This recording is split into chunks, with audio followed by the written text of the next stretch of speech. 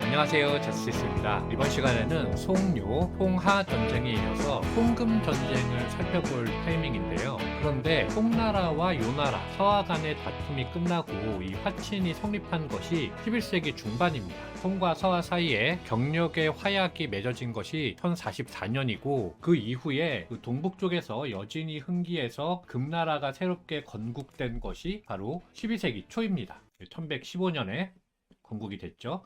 그래서 이 1044년부터 대략 이 시간까지 약 70년 정도가 비게 됩니다. 그런데 이 평화로운 안정기가 접어들자 이 사이에 송나라에서 농업과 상업이 비약적으로 발전하게 되는 것입니다. 그리고 농업과 상업이 발전하니까 자연스럽게 그에 따른 적폐, 패단 등이 쌓이게 되는 것이죠. 같이. 그러니까 1067년에 신종이 즉위해서 왕안석을 등용하면서 신법을 시행하는 것이고 그 신종이 죽은 이후부터는 신법당과 구법당 간의 치열한 다툼이 이어지는 것입니다. 워낙 저스티스 채널은 전쟁 덕후들이 많기 때문에 사실 이 왕안석의 신법 이 부분은 많이 안 보실 가능성이 크거든요. 그렇다고 해서 그냥 넘겨버리기에는 이 시기에 송나라에서 정립된 것들이 무척 많습니다. 농업과 상업을 비롯해서요. 그래서 이번 영상에서는 그 이 부분을 최대한 간추려서 송나라와 금나라, 요나라 사이의 전쟁을 말씀드리기 전에 간단히 말씀드리고 넘어가도록 하겠습니다. 11세기 중반 북쪽 변경이 안정되니까 송나라에서 자연스럽게 농업과 상업이 엄청나게 발전하게 됩니다. 먼저 이 농협을 살펴보면요. 당나라 시절 안사에 난 이후부터 그러니까 8세기 중엽부터 송나라에 이르기까지 약 3세기 동안 중국은 균전제 대신 양세법을 택함에 따라 농민들 간의 계층 분화가 일어나게 됩니다. 이 부분은 송나라뿐만 아니라 원명청에 이르기까지 송대 이후 중국 역사의 근간이 되는 부분이기 때문에 못 들으신 분들께서는 이 영상을 시청한 뒤에라도 그 황소의 남편을 꼭 들으시기를 추천드립니다. 다시 돌아와서 이렇게 계층 분화가 일어나는 사이에 토지를 많이 획득한 사람들은 자연스럽게 지방 호족이 됩니다. 그리고 그 지방 호족들을 형세호라고 부르는데요. 이 형자는 이 모양 형자에다가 권세 또는 형세를 의미하는 이 형세 세자를 씁니다. 그리고 뭐 지포차를 써서 형세호 이렇게 권세, 형세를 이룬 가구라고 해서 형세호라고 부릅니다. 그런데 이 형세호가 되지 못하고 이 형세호에서 빌붙어서 농사를 짓던 사람들, 그 소작인들은 전호라고 부릅니다. 이 전자는 이 밭갈 전자를 쓰거든요. 그래서 밭을 가는 사람이 되겠죠. 그래서 전호가 되는 것이고 이 형세호들은 나중에 그 과거제를 통해서 모두 관료가 되기 위해서 뭐 돈과 시간과 노력을 쓰게 되는데요. 그 관료가 된 사람들, 형세호들 중에서 관료가 된 사람들을 관호라고 합니다. 그래서 벼슬 관자를 써서 벼슬을 가지고 있는 가구, 이제 관호가 되는 것이죠. 차등부가를 기본으로 하는 양세법이 등장하면서 농민 간의 계층 분화가 이루어지고 관호 형세호가 소작인으로 전락한 전호의 피를 빨아먹는 구조가 송나라 시기에 만들어진 것인데 이게 시간이 지나면서 폐단이 심해지니까 왕안석 신법의 구조조정 대상이 되는 것이죠. 자, 다시 한번 정리하면 지방 호족은 형세호, 형세호에 빌붙은 것은 전호, 그리고 형세호 중에서 관료가 된 사람들은 관호, 이 관호 형세호가 전호의 고열을 뽑아먹으면서 사회가 병들어가고 있었다. 이렇게 정리하고 넘어가도록 하겠습니다.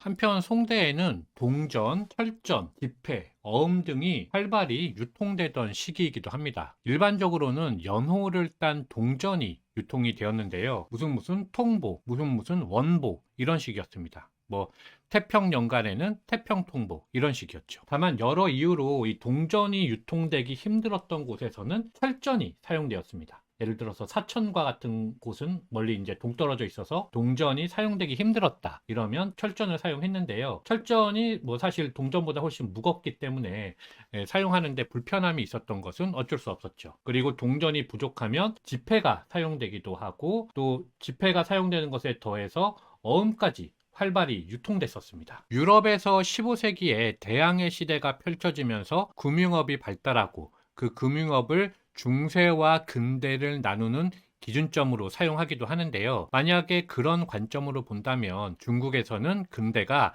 송대에 출발한다고도 볼 수가 있는 것이죠. 이런 것들을 보면 확실히 총포가 본격적으로 발전하기 전까지는 아시아가 유럽보다 좀 앞서 있지 않았나, 이런 느낌을 많이 받게 합니다. 어쨌든 이렇게 동전이나 지폐, 어음 등이 활발히 유통되었다라는 것은 무슨 의미를 가지고 있냐 하면 송나라 시기에 이 상업이 엄청나게 발전하였다라는 것을 의미하는 것입니다. 상업이 발달하니까 자연스럽게 세수가 충분해지고, 세수가 충분해짐과 더해서 소금이나 술, 그리고 차와 같이, 이 차는 맛있는 차입니다. 차와 같이 전매 제도도 더욱 다져지면서 송나라 정부는 엄청나게 많은 이익을 확보하게 됩니다. 즉 국고가 엄청나게 쌓이게 되는 것이죠. 그러니까 송나라로서는 굳이 변경에 대부대를 집결시켜서 국방비를 낭비하는 것보다 조금 변경에 떼어줌으로써 그냥 국방을 유지하는 것이 더 저렴하다 라는 이런 경제적인 생각을 하고 있었던 겁니다. 그래서 이 3대 진종 이후에 엄청나게 국고가 쌓이고 제4대 인종 시기가 되면은 경력의 치를 누릴 수 있게 되는 것이죠. 바로 이때가 송나라의 그 북송의 전성기라고 할 수 있고, 물론 그 인종 말미로 가면 부족한 그 송나라의 군사력을 단지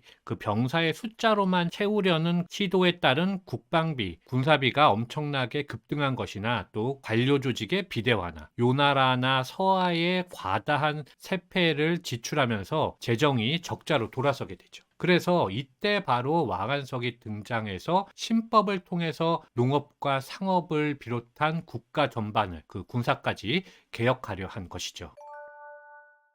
6대 황제 신종이 즉위한 이후에 왕안석을 등용해서 신법을 시행한 이유는 위에서 말씀드린 것처럼 관우 형세호의 수탈을 막아서 농민을 보호하고 농업 발전을 꾀하는 것이 우선이었습니다. 그리고 다른 한편으로는 상인 세력을 제압해서 세수를 확보하고, 그리고 그 결과 국방력을 증강시키는 것이 이유이자 목적이었죠. 물론 그 이외에도 여러 가지 다른 이유들이 있겠죠. 그래서 청류법이나 균수법을 비롯해서 여러 가지 신법이 시행된 것입니다. 이 대부분의 신법은 당연히 당시 구체제의 폐부를 찌르는 내용이었기 때문에 당연히 전후 형세호를 비롯해서 귀족과 황실의 강력한 반대가 있었습니다. 앙시앙 레짐을 깨트리는 게 쉽지는 않죠. 그래서 신종이 죽은 후부터는 사마광이 등용돼서 도로 구법당으로 돌아가는 것이고, 그 이후에 계속해서 신법당과 구법당은 정권을 주고받으면서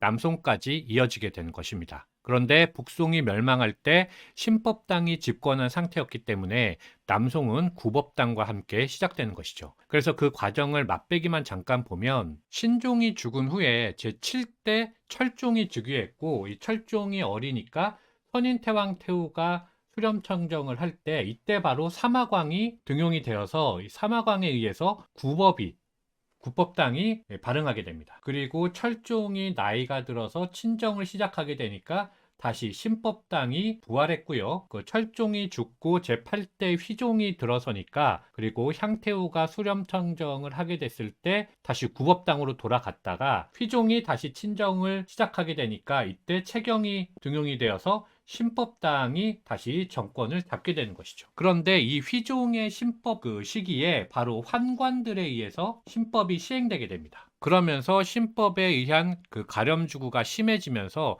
화북에서는 송강의 난이 발생하고, 우리에게 수호전으로 알려져 있죠. 그리고 화중 화남에서는 박납의 난이 일어나는 것입니다. 이렇게 흐름만 간단히 알고 이번 시간은 넘어가도록 하겠습니다.